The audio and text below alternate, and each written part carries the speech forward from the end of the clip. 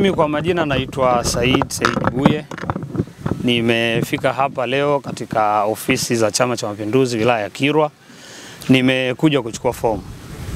Nimekuja kuchukua fomu kuomba ridhaa ya chama changu, Chama cha Mapinduzi CCM, kiweze kuniteua na kunichagua ili niweze kuwa mgombea wake kwa nafasi ya ubunge jimbo la Kilwa Kaskazini katika uchaguzi mkuu ambao unatarajia kufanyika mwishoni mwa mwaka huu panapo majaliwa ya Mwenyezi Mungu. Nimejitafakari sana na nimejipima vya kutosha.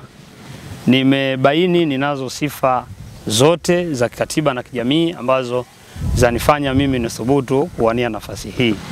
Yapo mambo ambayo kimsingi yamenisukuma ili niweze kuchukua fomu, na yenyewe basi walau nitayaeleza leo kwa muhtasari. Lakini jambo la kwanza kubwa, Mheshimiwa Rais Daktari Samia Suluhu Hassan amekuwa mfano bora si tu kwa taifa letu la Tanzania bali hata kwa mataifa mengine. Amekuwa mchapakazi, ameleta maendeleo yenye kuonekana katika kipindi chote ambacho yeye ameingia madarakani. Mimi kama kijana nimeiona sababu ya kutaka kumuunga mkono katika kipindi chake cha awamu ya pili. Lakini sababu ya pili, ninyi mtakubaliana na mimi kwamba ujana ndio kipindi muhimu, kirefu na bora zaidi katika maisha ya mwanadamu. Mimi Said Buye nimeamua kutumia kipindi hiki kuwatumikia watu wangu na hasa watu wangu wa Kilwa Kaskazini.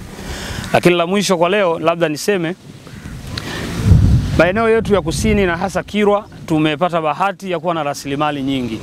Hamu yangu ni kwenda kuhakikisha tunashirikiana na mamlaka zinazohusika na watu wangu kuhakikisha tunafanya matumizi ya rasilimali hizo ili kuleta maendeleo kwa watu wangu.